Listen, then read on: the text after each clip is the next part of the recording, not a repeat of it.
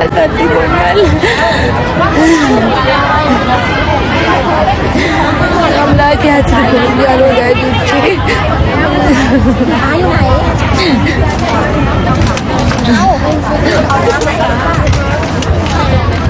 โอเคหนูปลอดภัยหนูเลยค่ะลงมาแล้วป้าหนูก็โยกเหมือนกันป้าไม่เป็นไรใช่ไหมป้าของไม่ร้อนደከመኝ ወዳጆቼ። ኢየሱስ አዝኖኛል። እግዚአብሔርን አመስግኑ።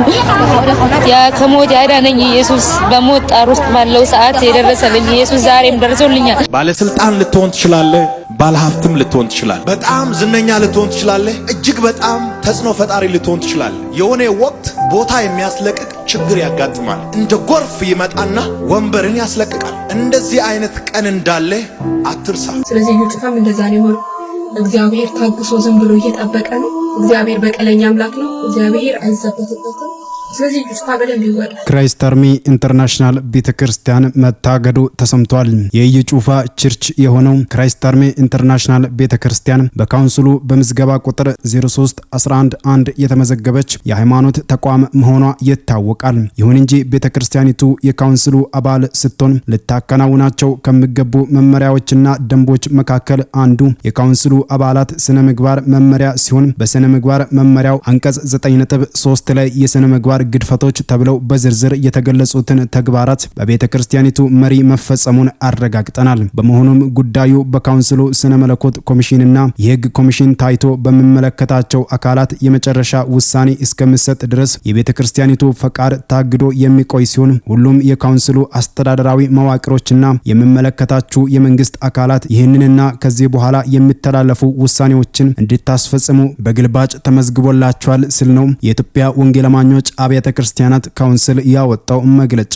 የሚያሳየው። ይሁን እንጂ በትላንትናው ዕለት ነብይ ኢዩ ጩፋ የበሻሻው አብይና የሾላው ነብይ በተራ ጫጫታ አይጥፉም ሲል እጅግ ስላቅ በሚመስል መልኩ ካውንስሉ ላይ ትችት መሰንዘሩ ይታወቃል። ከኢትዮጵያ ወንጌል አማኞች ቤተክርስቲያን ለቀረበበት ቅሬታ ምላሽ የሰጠው ነብይ ኢዩ ጩፋ በምላሹ እንደዚህ ብሏል።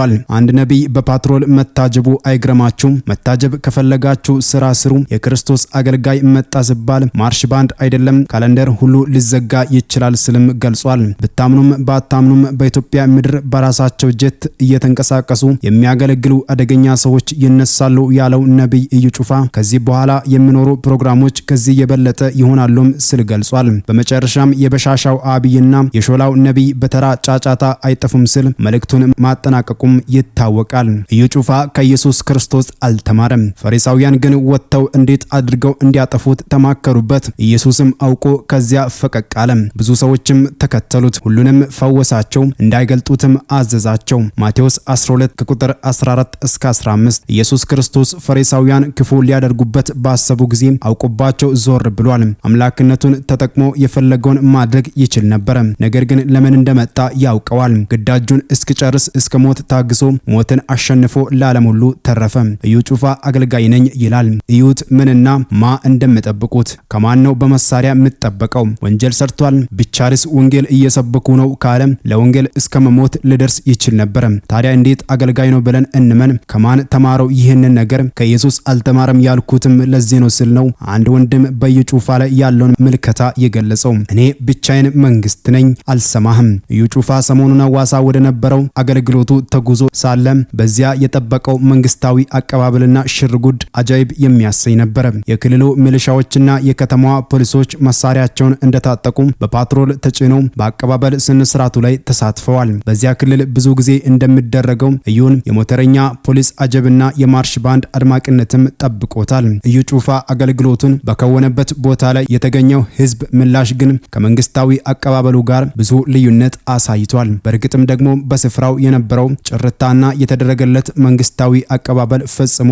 የሚጣጣሙ አልሆኑም። ኢዩ ጩፋ ለቸበችብ ይዞት በሄደው ምስሉ በታተመበት ብልቃ ብልቃጥ ውስጥ ያለውን ዘይት ገዝተው ለሚጠቀሙበት ምን ጥቅም እንደሚያስገኝላቸውና በምን ያህል ዋጋ እንደሚሸጥ ከወደ መድረኩ የተለቀቀው ማስታወቂያ ቢኖርም ስራይ ብሎ ያዳመጠው ግን አልነበረም። ወዳጄ ዘላለም መንግስቱ ይህን ሁኔታ ሲገልጸው ሽር ብትኑ በበዛም እንዳንበሳ ገብቶ እንደ ቀበሮ መውጣት ሆኗል። ለድምጽ ማጉያና መብራት ወደ 2 ሚሊዮን የሚጠጋ አውጥቻለሁና ወጪውን ተባብረን እንሸፍን በማለት ለቀረበው ጥሪ መልስ አላገኘምም ብሎታል። ይህንኑ ተከትሎ በትላንትናው ዕለት የኢትዮጵያ የወንጌል አማኞች አብያተ ክርስቲያናት ካውንስል ለሚዲያ አካላት በተለያዩ አካባቢዎች ጉዳትና ስደት እየደረሰባቸው ላሉ ቤተክርስቲያናትና ወንጌላውያን አማኞች መንግስት ከለላ እንዲሰጥ ለማሳሰብ በጠራው የጋዜጣዊ መግለጫው እግረ መንገድ ደግሞ ሰሞነኛውን የኢዩ ጩፋ መንግስታዊ አቀባበል በቅሬታ አንስቷል። ፖሊስ አገልጋዮችን በተለየ መንገድ ከማጀብ እንድታቀብም ጠይቋል። በኮንፈረንስ ሰበብ በጦር መሳሪያ አንድን አገልጋይ ማጀብ እንደ ወንጌል አማኝ በፍጹም ተቀባይነት የሌለውና ከመጽሐፍ ቅዱስ አስተምሮት ውጪ ነው ያሉት የካውንስሉ ጽህፈት ቤት ኃላፊ ፓስተር ጌትነት ለማ የመንግስት አካላት ለአንድ አገልጋይ ፖሊስ አሳልፈው መሳሪያ አስታጥቀው አጀብ ፈጥረው ግርግር ፈጥረው የሆነ አካል ወደ ከተማ የገባ የሚያስመስሉት ነገር ተገቢ እንዳልሆነም ገልጸዋል። እንዲህ አይነቱን የግለሰብ አገልጋዮች አጀብ ለወንጌላውያን አማኞች የተሰጠ ክብር አድርገው እንደማይወስዱት ያሳወቁት የጽህፈት ቤቱ ኃላፊ የመንግስት አካላት አንድ ነቢይ መጣ ብለው በመኪናና በመሳሪያ ከሚያጅቡ የጸሎት ቤት አጥቶ የሚቸገር በክራይ ቤት የሚሰቃይ ብዙ አገልጋይ ስላለ የመቃብር ቦታ ያጣ ብዙ ህዝብ ስላለ መንግስት ያንን ይስራልን። ሲጀመር አጀብ ለምን ያስፈልጋል? ጦሩ የመንግስት ሰራዊቱ የመንግስት ሆኖ ሳለ ለአንድ ነብይ ይሄ ሁሉ አጀብ ለምን አስፈለገ? በእኛ በኩል እንዲህ በሚያደርጉ አገልጋዮች ላይ ካውንስሉ እርምጃ ይወስዳልም ብለው ነበር። አጀባው ትርጉም አልባ ነው ያሉት የካውንስሉ ጽህፈት ቤት ኃላፊ ከመጽሐፍ ቅዱስ ውጪ ነው። በጦር መሳሪያ መታጀብ ትርጉሙ ሌላ ነው። ፍርሃት ሲኖር ነው መታጀቡ የሚመጣው። አገልጋዩ ከህዝብ የተበደረው ገንዘብ ሲኖር ችግር የሚፈጥርብኝ ህዝብ ይኖራል ብሎ ሲፈራ ነው በፖሊስ የሚታጀበው እንጂ ወንጌል ለመስበክ ከሆነ አጀባ አያስፈልግም። ትልልቅ የጀማ የወንጌል ስብከቶች ሲካሄዱ መንግስት የህዝቡን ደህንነት ለመጠበቅ የጸጥታ ኃይል የማሰማራት ኃላፊነት ስላለበት የተቃወምነው ያንን ሳይሆን ለግለሰቦች የሚደረገውን ልዩ ጥበቃ ነው ያሉት ፓስተር ጌትነት በተደጋጋሚ እንደዚህ የሚያደርጉ አገልጋዮች በጽሁፍ በአካል ማስጠንቀቂያ ሰጥተናል፣ በቅርቡ እርምጃ ወስደን መግለጫ እንስጣለን ሲሉም ተደምጠዋል። የካውንስሉ አባል ሆኖ ዘይትና ሌሎች ቁሳቁሶችን መሸጥ ከተቋሙ የስነ ምግባር መመሪያ ውጪ በመሆኑ በፍጹም እንደማይፈቀድም አውስተዋል። ይሁንና ነገሩ መሬት ላይ ካለው ሀቅ ጋር ሲስተያይ የተባለ ሁሉ ድራማ እንዲመስለን ያደርጋል። በእግዚአብሔር ተስፋ አይቆረጥም እንጂ ከጅማሮው አንስቶ በጤናማ ክርስቲያናዊ የመንፈስ አንድነት መሪ ላይ ካልቆመው ተቋም የምንጠብቀው የለውጥ ተስፋ እስከማይኖር ድረስ ሁኔታው ስለተወሳሰበ ለወሬው እንኳ የማይመች ሆኗል። አሁንም ቢሆን ወቅት ተጠብቆ በወጣው የጎንዮሽ ጋዜጣዊ መግለጫ አንዳች ነጥብ ለማስቆጠር ካልሆነ በቀር ክብር፣ ዝና፣ ታይታ፣ ታላቅነት ከመጠን ያለፈ ተድላ ወዳድነት አይነተኛ መገለጫው በሆነውና በብልጽግና ወንጌል አረም ከተዋጠው ካውንስል እንዲህ አይነቱ የተቃውሞ ድምጽ የወጣበት ምክንያት ምን ይሆንም ያሰኛል። ካልተሳሳት ይሄው ነገር በእኚህ የጽህፈት ቤቱ ኃላፊ ቆፍጠን ያለ አቀራረብና አስገምጋሚ ድምጽ ሲነገር የአሁኑ 3ኛ ጊዜ መሆኑ ነው። ኢዩ ጩፋ ምሽቱን ስም ሳይጠቅስ በመግለጫው መልእክት ላስተላለፉ ሰዎች ብሎ በግለሰቦች ለመሰለው የካውንስሉ ጋዜጣዊ መግለጫ ተመሳሳይ ድምጸት ባለው አቀራረብ ግብረ መልስ ሰጥቷል። አንድ አገልጋይ ወደ አንድ ከተማ ሲገባ የከተማዋ ባለስልጣናት፣ ታዋቂና ዝነኛ ሰዎች፣ ባለሀብቶችም ጭምር ዌልካም ወይም እንኳን ደህና መጣ ለማለት የሚወጡት ለምንድን ነው? ጥያቄው በጥያቄ ሲጠየቅ እና በምን አይነት ሰዎች ዌልካም እንዲባሉ ትፈልጋላችሁ? አንድ አገልጋይ ወደ ከተማ ሲገባ 7 እና 8 ፓትሮል ለምን ያስፈልጋል? የሚል ጥያቄ የምታነሱ ሰዎች እና በባጃጅ ታጅቦ እንዲገባ ነው የምትፈልጉት የሚል ከባድ ሙግት አቀርቧል። አጀብ ብላችሁ ሁከት የምትፈጥሩ ሰዎች መታጀብ ፈልጋችሁ ከሆነ መጀመሪያ እንድትታጀቡ የሚያደርግ ስራ መስራት አለባችሁ። ምንም ውስጣችሁ ሳይኖር ባዶ ቀፎ ሆናችሁ መታጀብ ማሰብ በጣም የበዛ ሞኝነት ነው ስልም የካውንስሉ ሰዎች መግለጫ ከቅናት የመነጨ እንደሆነ በድምዳሜው ላይ ጠቁሟል። ገና ምን አይታችሁ በሚል የእርግጠኝነት ስሜት ነገሩ ወደፊትም በበለጠ ተጠናክሮ እንደሚቀጥል ቁርጡን የተናገረው ኢዩ ጩፋ እኔ የማምነው ከዚህ በኋላ በቪኤቶች ብቻ ሳይሆን በዚህ ዘመን የተፈጠረ ሌላም ነገር ካለ ተጨምሮ አገልጋዮች ዌልካም ይባላሉ። ለመቀበል እንደምትቸገሩ አውቃለሁ፣ ነገር ግን ምርጫ የላችሁም ብሏል። ይህ የኢዩ ጩፋ ትምክህት ደግሞ ከአንድ ዓመት በፊት ራሱን ፕሮፌት ጆሲ እያለ የሚጠራው ዮሴፍ ኪዳኔ ለተቃዋሚዎቹ በሰጠው ተመሳሳይ አጸፋ እኔ ጆሲ ብቻዬን መንግስት ነኝ አልሰማም ማለቱንም ያስታውሳል። ኢዩ ጩፋ ጤና ቢስ ለሆነው ለዚህ ከባድ የክብር ፍላጎቱ ባቀረበው መከላከያ አገልጋዮችን በንቀት አትዩ፣ አገልጋዮች የእግዚአብሔር ቃል አቃባዮች ናቸው፣ አገልጋዮች አገልጋዮች የእግዚአብሔር ምልክት ናቸው፣ አገልጋዮች የእግዚአብሔር ድምጽ ናቸው ስል በሰጠው ማሳሰቢያ ውስጥ እግዚአብሔር የሚል ስም በመኖሩ ብቻ የብዙ የዋሃንን ቀልብ ሰቅዞ ቢይዝም ቅጥፈት ነው። የእግዚአብሔር አገልጋዮች እጥፍ ክብር እንደሚገባቸው ምንም የሚያጠያይቅ ባይሆንም እዩ ጩፋ ከወንጌል ትምህርት ውጪ ከበሬታን ለማግኘት ከሚሄድበት መንገድና መንፈስ ጋር ግን በፍጹም አይገናኝም። በእዩ ጩፋ አጀብ ክብሩን እየተቀበለ ያለው ራሱ እዩ ጩፋ እንጂ የእግዚአብሔር ልጅ አይደለም ሲል የገለጸው ሽመልስ ይፍሩ የተባለው ወንድማችን ነው። ምን ያክል ለእግዚአብሔር መንግስት እንደማስፈልግ ዛሬ ገብቶኛል። ምክንያቱም እግዚአብሔር ከብዙ ነገር ሞተ አበቃ ከተባለ ነገር አድኖኝ ይህ የመጨረሻውን ኪሞ እየወሰድኩኝ ዛሬ በባንኮክ ታይላንድ ውስጥ ትልቅ የሆነ የመሬት መንቀጥቀጥ ተነስቶ እግዚአብሔር ከ20ኛ ፎቅ ላይ በደረጃ ወርጄ ወደ ታች ስሙን እየጠራው ጌታ ሆይ አንተ የተናገርከኝ ይህንን አይደለም ጠላት ይዞረኛል እንጂ አያገኘኝም እያልኩኝ ነበር ወደ ታች ወረድኩትና ላይቭ ላይ ሪከርድ ያደረጋችሁኝ ላይቭ ገብቼ ነበር ሳለቅስ የነበረው እግዚአብሔርን ያመሰግንኩኝ እግዚአብሔርን ከፍ ያደረኩኝ ነው። እግዚአብሔር ስላደረገኝ ብዙ ሰው ተገብቷል፣ ብዙ ሰው ወደ ሆስፒታል ገብቷል። እኔ ግን አሁንም እግዚአብሔር የተመሰገነ ይሁን በጣም ደህና ነኝ። ገና ለብዙ ትውልድ ተርፋለሁ። ገና ብዙ ትውልድን ከጨለማ መንግስት እናጠቃለሁ። ስለዚህ በጣም ደህና እንደሆንኩኝ ላወራችሁ ነው የመጣሁት። እግዚአብሔር ይባርካችሁ። ስለ ሐዋሳ ጉዳይ ስለ ሐሰተኛ ነብይ እዩ ጩፋ ጉዳይ ምንም አላልሽምና ምትሉኝ ምን ልበል? እሱ ሐዋሳ ገብቶ ሲቀበሉት ምን መስሎ እንደታየ ነገራት። አንድ ሰው ሲሞት እነዚህ የቀብር ስነ ስርዓት አስፈጻሚዎች ሙሉ ዩኒፎርማቸውን ይለብሱና ጓንታቸውን ሱፋቸውን ምናምን ጥቁር በጥቁር ለብሰው ሬሳውን ያለበት ቦታ ሄደው ሬሳውን ይቀበሉና በጥቁር መኪና አድርገው በግራና በቀኝ ተሰልፈው ሬሳውን ቀስ ብለው ምናምን ይሸኙታል፣ ይቀበሉታል፣ ከዛ ይሸኙታል። ይህ እንደዛው ሐዋሳ በቁም የሚራመደው ለሬሳ በኦርኬስትራ ባንድ ዩኒፎርም በለበሱ በግራና በቀኝ ተቀበለችና በጥቁር መኪና አድርጋ ቀስ ብላ በቦታው አደረሰች። ይህንን ያየሁት ወንበር ተቀብላ በወታደር በፖሊስ በኦርኬስትራ ባንድ ታጅቦ ሐሰተኛ የሚከተል እኮ ብዙ ነው። የእግዚአብሔር መንገድ የመልካሟ መንገድ ነች ጠባብ፣ ጥቂቶች ብቻ የሚገቡባት የሚገበሰበሱበት ሐሰተኞች የሚገቡበት ሰፊ ነው መንገዱ።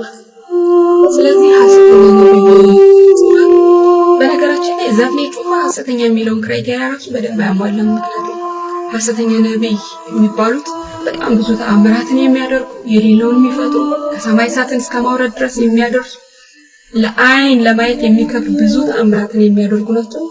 ምናልባት እንግዲህ ከልባቸው ሐሳብ የሚያፈልቁ የሚለውን ወስደን ሐሰተኛ ነብይ ልንለው እንችላለን። ምክንያቱም እሱ ድራማ የሚያሰራቸው ግማሹ እንደ በሽተኛ፣ ግማሹን አጋንንት እንዳለበት ሰው፣ ግማሹ ከሌላ ቤተ እምነት እንደመጣ አድርጎ ድራማ እንግዲህ ስክሪፕት ሰጥተው አጥንተው መጥተው ስለሚታውሩበት ያንን ተመርኩዘን ሐሰተኛ ነብይ ልንለው እንችላለን እንጂ እዩ ጩፋ ሐሰተኛ ነብይ ሳይሆን እዩ ጩፋ የወንበዴ አጨርባሪ ጩልሌ ነጋዴ ነው። በክርስቶስ ኢየሱስ ስም የሚነግድ ዘይት ችርቻሪ ነው። ስለዚህ ስለ ወንበዴው ዘፍኔ ጩፋ የምለው እኛ ፈንድቶ ለመበጣጠስና ለመጥፋት በደንብ መወጣት በደንብ መንፋት አለበት። ስለዚህ እዩ ጩፋም እንደዛ ነው የሆነው። እግዚአብሔር ታግሶ ዝም ብሎ እየጠበቀ ነው። እግዚአብሔር በቀለኛ አምላክ ነው። እግዚአብሔር አይዘበትበትም። ስለዚህ እዩ ጩፋ በደንብ ይወጣል። እኛም ብለን ነበር የምንልበት ቀን ቅርብ ነው የሚሆነው። እናንተም ሐሰተኛ ተከታዮች እንግዲህ እያመለካችሁ ነው ያላችሁት። ኦሬዲ ጎድ ሆኗል፣ እሱ እየተመለከ ያለው ምክንያቱም እዩ ጩፋ ኪንግ ኦፍ ኪንግ፣ እዩ ጩፋ ክብሩን ሊገልጥ ሐዋሳ ሄደ። እዩ ጩፋ ንጉስ ነው ምኛላችሁ። ስለዚህ የእናንተ ኪንግ ኦፍ ኪንግ እዩ ጩፋ ነው ማለት ነው። የኛ ኪንግ ኦፍ ኪንግ ኢየሱስ ክርስቶስ አይዘበትበትም። ስለዚህ በቅርብ እግዚአብሔር ኃይሉን ይገልጣል። እኛ ኢትዮጵያውያን አንዳችን ከሌላኛችን የመማር ልብ ጥሩ ተሞክሮን የመውሰድ ልምድ ስለሌለን እንጂ በዙሪያችን ብዙ ልንማርባቸው ልምድ ልንወስድባቸው የሚገቡ አጋጣሚዎች አሉ። ችግሩ መናናቃችን ነው፣ አለመከባበራችን ነው፣ አለመቀባበላችን ነው እንጂ መልካም ነገሮች ብዙ ናቸው። ይሄንን ዝም ብዬ አላልኩም። ከሰሞኑ የኢትዮጵያ ወንጌላውያን አብያተ ክርስቲያናት ህብረት ካውንስሉ በአዲስ አበባ መስቀል አደባባይ ያዘጋጀው ፕሮግራም ከመንፈሳዊ ፕሮግራምነቱ ባሻገር ብዙ አስተማሪ ነገሮች ነበሩት። ፕሮግራሙ ምንም እንኳን የፕሮቴስታንት እምነት ተከታይ የሆኑ አባላት ያዘጋጁት ፕሮግራም ቢሆንም ለሀገራችን የሚያስተላልፈው መልእክት ግን ከዛ ያለፈ ነው። እንደምታውቁት መስቀል አደባባይ ብዙ አይነት ፕሮግራሞችን ያስተናግዳል። መንፈሳዊ ያልሆነ የሙዚቃ ኮንሰርት፣ የሩጫ ውድድር፣ የተለያዩ ሃይማኖታዊ ፕሮግራሞች ይከወኑበታል። በዚህ ሁሉ ውስጥ ግን አንድ የተለመደ ነገር ነበር። ሁላችንንም እንደዚህ ጋር የሚያሳቅቀን መስቀል አደባባይ ፕሮግራም በተዘጋጀ ቁጥር ምን ሊፈጠር ይሁን፣ ማን ሊሞት ይሁን፣ ምን ሊጎዳ ይሁን፣ ዛሬ ደግሞ ምን ይፈጠር ይሁን የሚለው ስጋት እንቅልፍ ይነሳናል። ምንም አይነት ፕሮግራም ይኑር፣ ምንም አይነት ስነ ስርዓት ዝግጅት ይዘጋጅ፣ ሰዎች ከፕሮግራሙ ይዘት ውጭ የሆኑ ነገሮችን እዛ ቦታ ይዘው በመምጣት ብጥብጥና ሁከቶች እንዲፈጠሩ፣ ዜጎች እንዲጎዱ፣ ደም እንዲፈስ፣ የሰዎች ህይወት እንዲያልፍ ይሆናል። ከዚህ የተነሳ ብዙዎቻችን መስቀል አደባባይ ዝግጅት ሲዘጋጅ እንሰጋለን። ዛሬ ደግሞ ምን እንሰማ ይሁን፣ ምን እናይ ይሁን ብለን እንጨነቃለን። ይሄ በነገራችን ላይ የሚዘጋጁ ፕሮግራሞች የሚፈጥሩት ችግር አይደለም። ፕሮግራሙን የሚታደመው አካል የተለያየ አጀንዳ ከፕሮግራሙ ውጭ የሆነ አጀንዳ ይዞ በመምጣቱ ምክንያት የሚፈጠር ነገር ነው። በተለይ ፖለቲካ፣ የመሪ ስም ማንሳት፣ ጠቅላይ ሚኒስትሩን መሳደብ፣ የከተማ ከንቲባውን መሳደብ፣ የጸጥታ አካላት ሊጠብቅህ የመጣ አካላትን መተንኮስ፣ ከፕሮግራሙ ዓላማ ውጭ የሆኑ አጀንዳዎችን ይዞ በመምጣት ሁከትና ብጥብጥ በመፍጠር ያልተፈለገ ውጤት እንድናጭር እንሆናለን። የበቀደሙ የፕሮቴስታንቶች ፕሮግራም ግን የሚገርም ነው። በእርግጥ አንዳንድ ወጣት ቲክቶከሮች በዛ በወቅቱ የተስተዋለውን ሰላም፣ ርጋታ፣ መልካም ነገር እያወጡ በቲክቶክ ላይ ሲያስተላልፉት እያየው እውነት ነው።